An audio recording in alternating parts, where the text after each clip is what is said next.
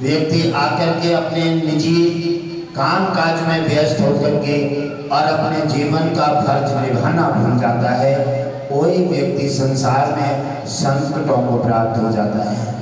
आइए मेरे देवगणों और सभी आप मिलकर के और हमारे भक्तों की सहायता करने का कामकाज कीजिए। और जिसको जो ड्यूटी मिली है, संसार में सबको ड्यूटी मिलती है, किसी को घर की ड्यूटी, किसी को खाना बनाने की, किसी को दरबार की ड्यूटी, किसी को गुरु बनने की ड्यूटी, किसी को प्रधानमंत्री की ड्यूटी।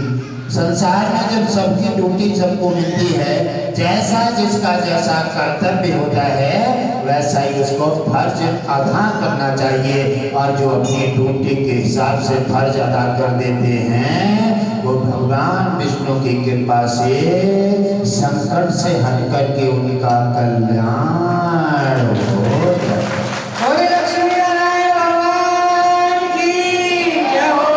और जो दिखावा करके अपना फर्ज से मुंह छुपा देते हैं और दिखावा करके फर्ज निभाने से मुंह छिपा देते हैं, उसके लिए संकट के बादल उसकी कलाई पकड़ लेते हैं। कहते हैं कि तुम कर्म करने से और फर्ज निभाने से तो बच गए, लेकिन हमारे हाथ से कहाँ बचोगे। वही कोर्ट कचहरी हारी बीमारी में नाना प्रकार के संकटों में जाकर के उलझ जाते हैं और उनकी जिंदगी तबाह होकर के और फिर फर्ज निभाना छोड़ दो, उन्हें दोबारा से मानव जीवन भी मुश्किल हो जाते हैं। जैसे सबसे बड़ा फर्ज है माँ का। माँ हमारे कई रूपों में आती है।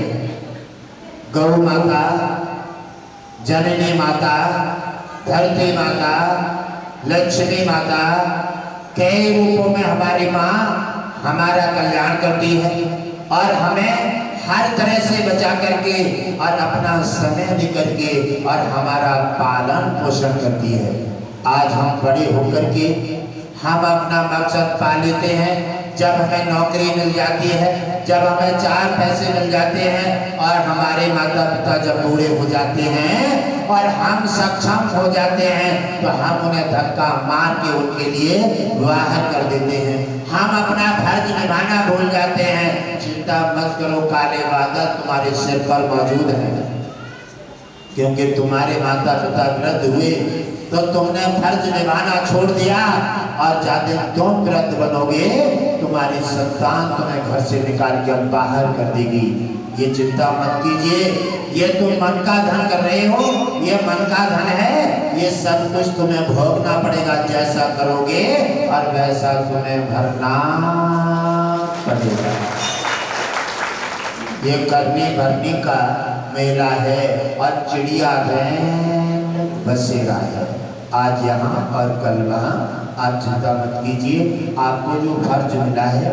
और वैसे भगवान विष्णु कहते हैं, हमारा नीति नियम और विधान कहता है कि देख तू इन संसार की काया और माया में आकर के अंधा हो गया है, ये इसमें तेरा कोई अधिकार नहीं है। जादे तेरी ये काया माया जादे यमराज के अधिकार में जाएगी, तादिन को तुम्हें यहाँ से हटा करके और जला करके राख बनाकर छुट्टी कर देगा। वादिन तेरा जितने भी अरमान थे वो सब चकनाचूर हो जाएंगे। अब ईश्वर के दर्ज में आप दान भक्ति सेवा सत्संग से भी आप मुख मोड़ गए, आपने फर्ज नहीं निभा पाया, क्योंकि कोई फर्ज आपका उत्तम है और आपका सुखदायक है कि वो आपने निभाया नहीं। आप सोचने लगे क्योंकि आज का दिन बेकार हो जाएगा, सत्संग बन जाओ, आज का ये हमारा पैसा खराब हो जाएगा, यह दान पुण्य में मत लगाओ। अरे ये क्या कर रहे हो, ये सब तुम्हारा बेकार नहीं होगा, वही तो तुम्हारा कामयाब है। और जहाँ तुमने लोभ करके छोड़ दिया, सत्संग से मुख मोड़ गए, यही तुम्हारा नरक में निवास हो जाएगा। क्योंकि भगवान विष्णु कहते हैं दान पुण्य सेवा और सत्संग ही जीवन की मेन पूंजी है। और वो कहाँ मिलेगी? सत्संग से, दान से, सेवा से। गौ माता कहीं तड़प रही है, कहीं कोई उसे मार रहा है, कोई उस पर कष्ट बरसा रहा है, उसकी मदद करना हमारा तुम्हारा सबका कर्तव्य है। क्योंकि माँ ने तुम्हारी केले में सो करके भी और तुम्हें सूखे में सुलाया, तुम्हारी रक्षा करी। और आप कैसे हो गए हैं? जो माँ तड़प रही है, मार रही है और दुष्ट से सता रही है, और आप देख करके आगे बढ़ जाते हैं, घर में जाकर सो जाते हैं, घर में जाकर के ये कह देते हैं कि हमें क्या लेना देना है, आपका पानी इतना बुझ गया है।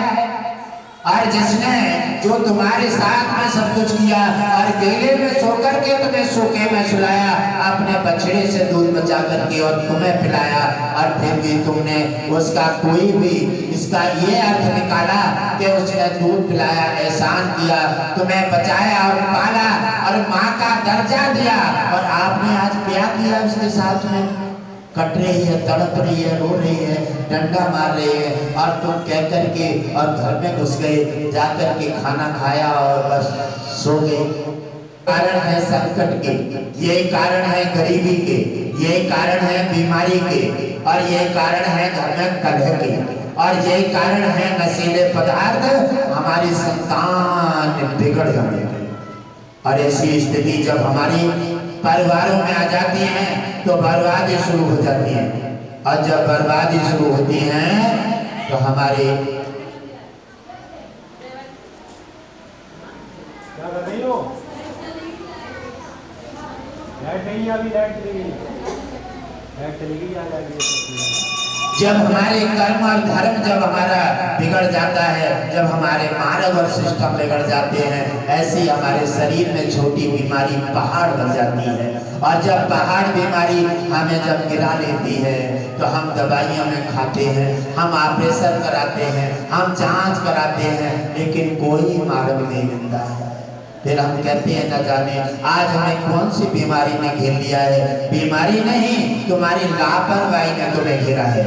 बीमारी ने नहीं, तुम्हारी लापरवाही ने तुम्हें संकट के बादल में तुम्हें अपनी कलाई में ग्रस्त लिया है। इसलिए आपको नाना प्रकार की बीमारी बार बार भटक रही है, बार बार तुम्हारे घर में सुबह से तांडव हो रही है। लड़ाई झगड़ा एक शांत किया तो एक लड़ पड़ा। इसी प्रकार से झगड़ा और लड़ाई, हारे बीमारे झगड़ा जो होते हैं विनाश के कारण होते हैं। ये कब होते हैं?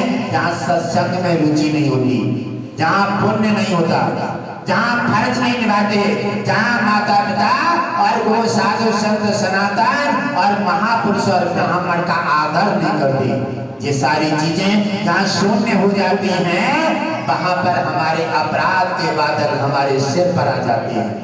ये हटाए नहीं हटते, बार बार प्रयास करते हैं।